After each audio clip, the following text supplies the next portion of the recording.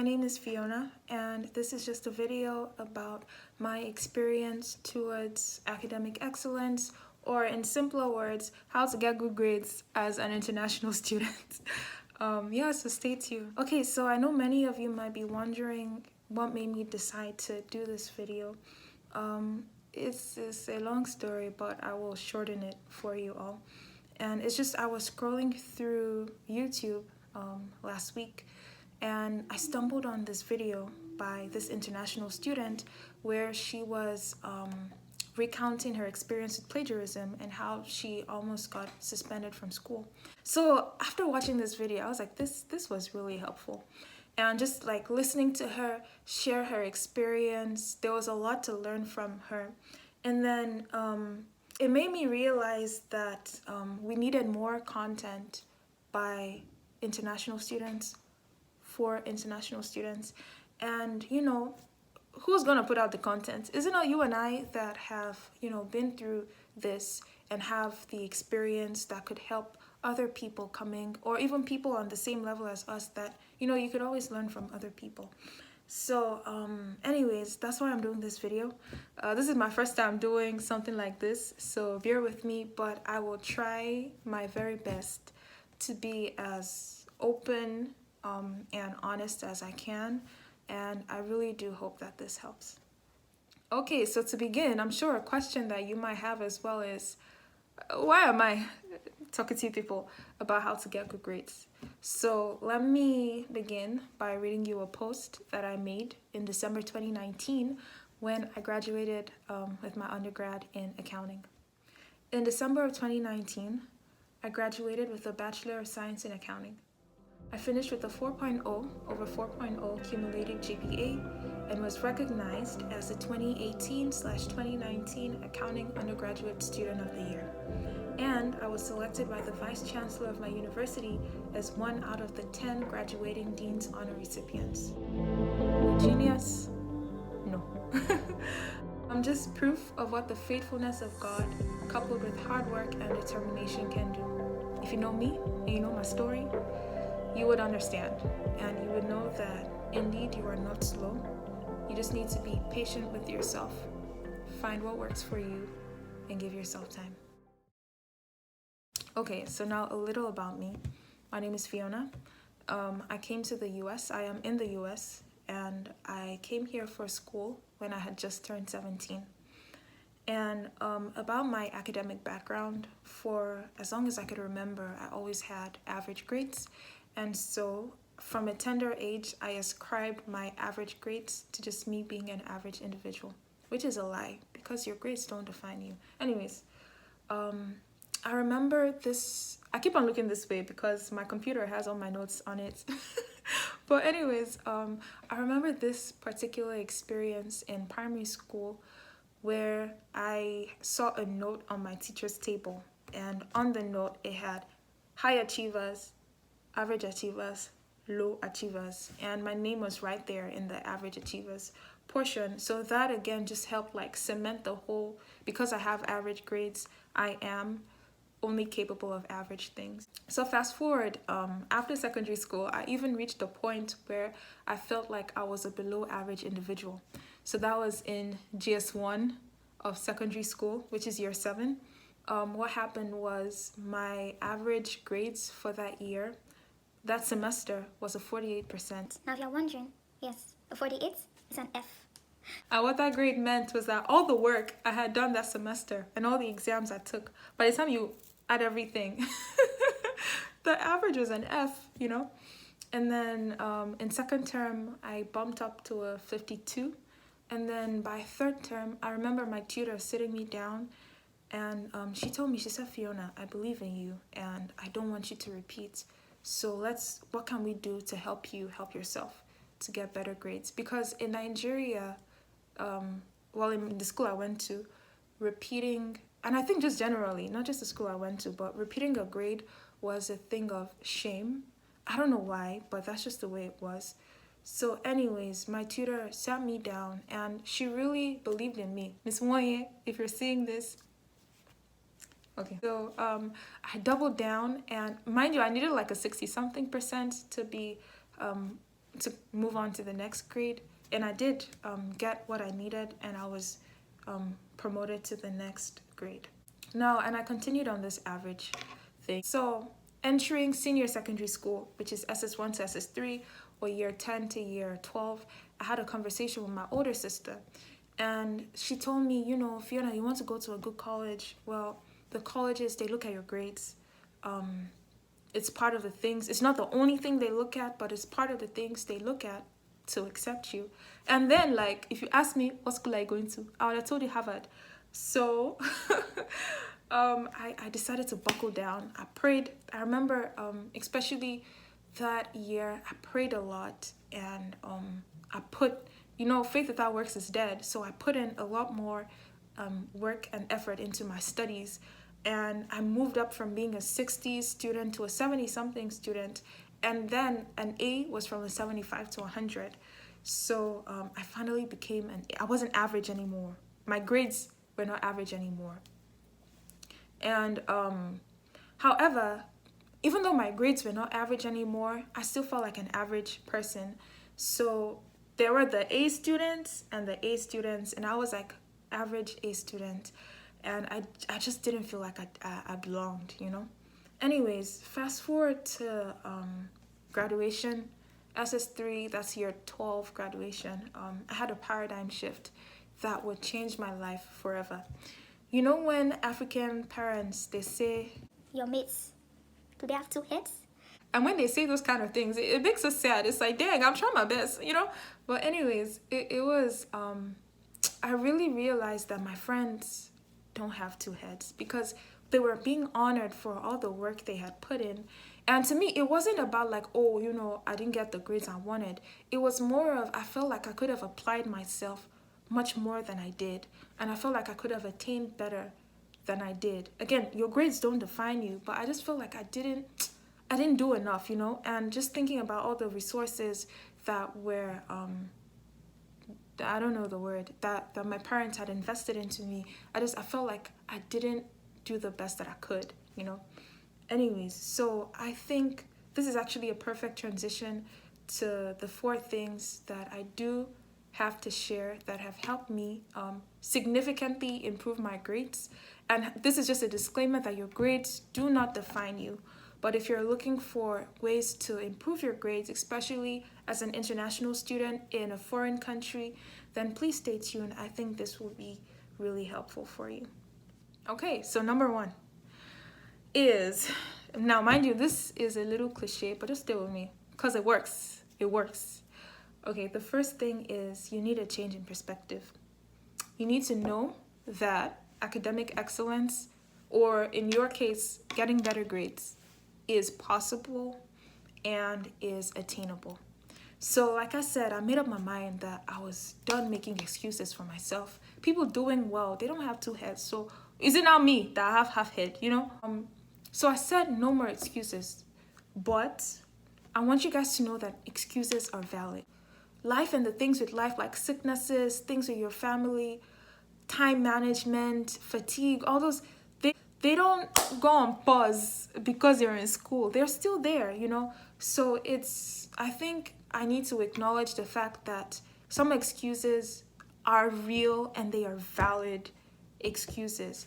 However, so I just wanted you to know that there will be many valid reasons preventing you from attaining what you came here for. But these valid reasons are valid.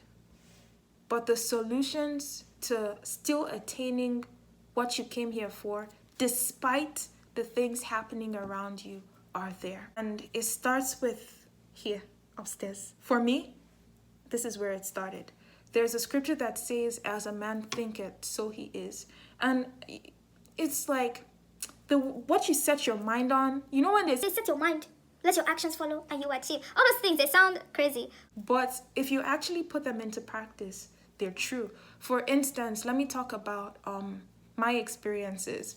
So in the accounting program, there are a handful of classes that many people deem to be difficult. And granted, they're tough classes, but they're not impossible. They're just difficult. So what would happen was at the beginning of the semester when I would ask people, oh, were you in this class? How'd it go? They would be like, I got C, praise the Lord. But I would say, did anyone get an A? And I had other friends too that did well, and I would just ask them, did you pass? Did you get an A? Yes. That's it. I said, this is a hard class, but I don't know how, but by the grace of God, we will. That was my mindset. No matter what happens, by the grace of, and things will happen. I don't want you guys to think things will happen, but just know that by the grace of God, you will get through. So I needed to start off with this, because honestly, this is where it begins. It starts here. And as I'm talking to myself, because I'm still in school right now, and I know the beginning of the semester can be a little challenging for me, just like getting reaccustomed to everything. But by God's grace, everything will be okay. Okay. So item number 2, preparation is very important when it comes to getting good grades. Preparation is very important. So I remember when I had just come to the US at the age of, I was just like fresh 17. I came with my dad, and what we would do was, so he came to like drop me off at school. And what we would do was every morning we would sit down and look at the items we needed to accomplish that day. And then in the evenings we would come back and we would review what we got done. And then the things that we couldn't accomplish, we would shift them to the next day. And mind you, like, we didn't have like a technical this one to do it. We just had a notebook. My mom gave me a simple notebook, and I would just like write with biro, that's a pen, and put in boxes, and that was it. And this honestly is what set the stage for me with regards to planning and preparation. So I remember when I started off, I didn't even have like a fancy planner. I just had like a notebook, and I drew lines, and that's what I used to keep track of everything. It's just recently that I started buying like actual planners. This is the one I have currently. I got this for less than $20 from Amazon. And the reason why I got it is because if you look inside, it has like boxes to just keep track of everything, and it has enough space. I use ruler to... Let's keep the planning session aside. But anyways, I had a planner to keep track of my due dates. Now, mind you, like growing up in secondary school, we had communication books. I don't know. I don't know how I used to remember my assignments, because I never used to write things down. Anyways, so, and what I would do was every week, I would sit down with my syllabus. So, okay, syllabus, first of all, your syllabus, please read it.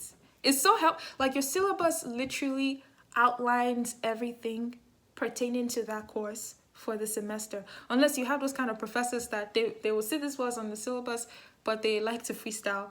But for 90% of the time, your syllabus outlines the outlay of the course for the semester, and it's so important that you read it. I remember in secondary school, I can never forget, one of my teachers said, we give you the course schedule so that you can study the material before coming to class. And I was like, what are you talking about? I said, I come to class so you can teach me. Why? But coming to college, bro, like things changed completely for me. I started looking at my syllabus. I started studying the content before class. I would read the chapters before class, and sometimes like it wouldn't make sense, but I'll just make sure my eyes glance through the words. And what this does is that it's helping your brain prepare for the class. So if you've already looked at the book and you know, oh, this is a really tough concept, when you go to class, you're going to pay twice as much attention, and after class, you're going to have questions to ask. Okay, I think I'm going too far, but let's come back. So anyways, the syllabus. Each week, I would have my syllabus open, and I would open my planner, and I would write down the things due this week and the things due next week. And I typically did this every Sunday. So things due this week and next week. And then I would apportion days that I would tackle them in my planner. And what this did was that it always allowed me to always be on top of my deadlines. So there's not a deadline I ever forgot, because I was always refreshing my memory on the things I had due. Now, mind you, it sounds like an easy process, but it can also be overwhelming. So I would say take it That's why I do the 2 weeks only. I only focus on this week and next week. I don't focus on the whole semester. However, there are some big projects due during the semester that I find ways to break and just apportion into my planner. But it's just, don't overwhelm yourself. And even if you feel overwhelmed, take a break, come back, continue. And one thing I realized, and I learned this by trial and error, but something that cemented it was a sermon I had watched by Pastor Mike Todd called I Am Armed and Dangerous. And basically, he was just sharing about the story of David and how David had where he was going, but he wasn't worried about how to get there because he had to face this battle to get to the next battle, to get to the next battle. And that's the same thing with school and your deadlines. Okay, you have a big paper due at the end of the semester, but you need to do what you need to do today to get to where you need to be tomorrow. So then, get to the end of the semester. And there was a particular semester that, bro, I was taking a lot of classes. I was working and I was doing like different, it was just a lot. And I was like overwhelmed 90% of the semester. But it was just reassuring to me, the fact that I was worried about finishing, but I realized if I take care of today and I take care of this week, and then I take care of next week, as I continue to take care of everything just day by day, do what I need to do today, do what I need to do tomorrow, I will be ready for whatever it is that's waiting for me at the end of the semester. Just take care of your to-dos for today. The bottom line of my rambling is just focus. What do I have to do today? Let's do one day at a time. Let's do today. Okay. What do I have to do tomorrow? Okay, let's do that. If I don't finish, like my planner, I write in pencil so that if I don't finish everything I'm supposed to do, I can shift it. Okay, one day at a time. Point number 3 is, please ask for help. Don't be afraid to ask for help. I prefer going straight to the source. So I would, like I said, I would read the chapters before class. I would go to the professors to ask questions. I always utilize their office hours, and there are many resources in school that are available to help you. And I know with COVID, you guys might be thinking, online classes, everything is still possible. These things I'm telling you are still possible to do despite COVID, and I'm going to share how. So your professors are there to help you. I remember when I had just come in from Nigeria, because I was like, I don't feel my school fees is too expensive. And I had, mindset shift. What I would do was I would always come, that student that sits in the front center, that was me. And this way my professors began to notice me, like, first of all, because you're international, because you're foreign, you stand out. Whether you want to stand out, you already do by default. But they noticed, and I would come to class, I would have like the slides printed out, I would use highlighters, you have to jot things down so you can take things away. You have to take notes. There's no way you can remember. You can't remember everything. You have to note things down. I'm more traditional, so I would take like handwritten notes. I would print out the slides, and I wouldn't print out like one slide per page. I would print out like 4 slides on the page, and then I would take notes on them. And I would highlight stuff like that because that helps me study and prepare. It might seem like childish, but please, anything that works for you and you're learning, do just that. So I would email the professors. And I remember a particular professor I went to because it was a biology class, and I got a C on biology YX. And I was like, I don't feel like failing biology again. So I went to her office hours by the 3rd week of school when I realized that, dang, I might be struggling in this class. And she said to me that, thank you for coming now. What a lot of students do is they don't come till the end of the semester when I can't help them. And mind you, because I came in at the beginning and I told her, see, me and biology, we are not friends, but we need to be friends. And we were able to set a game plan. And if I had questions, I would always come and ask her questions, stuff like that. So how can you do this with COVID? I would say, reach out to your professors via email. If you have, obviously don't ask like every single question. If you have, there's some questions that you can find in your book that you can research, that you can use the online tutoring labs, but things that pertain to the professor, I would say definite, don't spin your wheels too much. Email your professor. Go to their office hours. If the office hours are on Zoom, utilize them. When you have online classes, put your camera on. I'm taking most of my classes this semester are blended, but I'm taking one fully online class. And me and the professor were already best friends because my camera, I have it on, and I'm always like asking him questions and stuff like that. Because if you don't ask questions, how will you get the answer? You'll be there quiet, suffering. Meanwhile, I'm sure other people have the same questions that you have. And another thing is my experience as an international student when I first came. So now my accent is a little more Americanized. But when I first came, my accent was like, I spoke clean English, but I just had like this thick Nigerian part to the English I spoke. So I am just, because of the kind of person I am, I was very like self-conscious. So I couldn't, well, if it was in the smaller classes, I could raise up my hands to ask a question. But in the bigger classes, I was like very nervous about speaking in front of people. So there was this particular class that I would write down my questions with pencil in my notebook. And then after class, I'll just go up to the professor and I would ask him the questions. And because he understood where I was coming from with the fact that I couldn't like properly express myself, because I was really conscious about my accent and everything, he was willing to help me. So you see, your professors, they are willing to help you if you will just go. But now, that is like 90% of them are willing to help, but there are some of them that frankly don't really care. I had a particular one that would pick on me because I was African. I remember the second day of class, he came to the front of the class and he said that he was looking for the young lady from Africa. I'm from Nigeria, which is in Africa. But anyways, he was looking for the young lady from Africa, and he thought to himself, this is what he said. He said, and I thought to myself, oh my gosh, she's dropped out already. And now, mind you, I had already been in school for a semester, so I knew that this is not typically how professors are, but there will always be those outliers.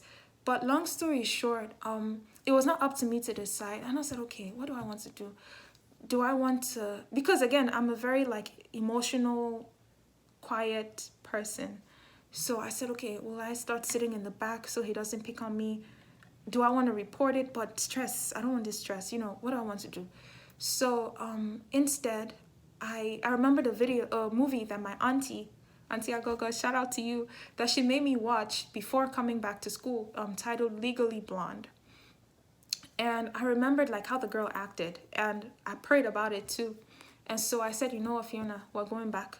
We're going to sit in the front, and we're going to ace this class. Not to prove anything to this professor, but to remember the goal of what we came to school for, and to go along with that, and God is going to see us through. And that's exactly what I did. And midway the semester, me and this man, we became good friends though. After he was picking on me, we became friends.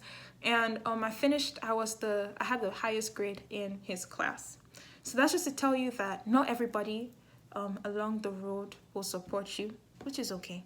Just remember what you're there for, and focus on that. Okay. And now the last point is, be patient with yourself and choose to persevere.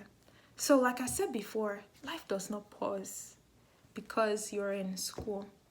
I know the attacks that I faced here and attacks that my friends have faced. Life is real. Things are happening.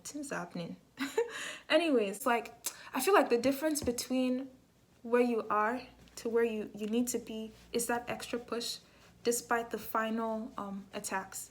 And so there are many instances where I'll be this close to getting to where I need to be, and then I'll just get like a load of like attacks or doubt or whatever.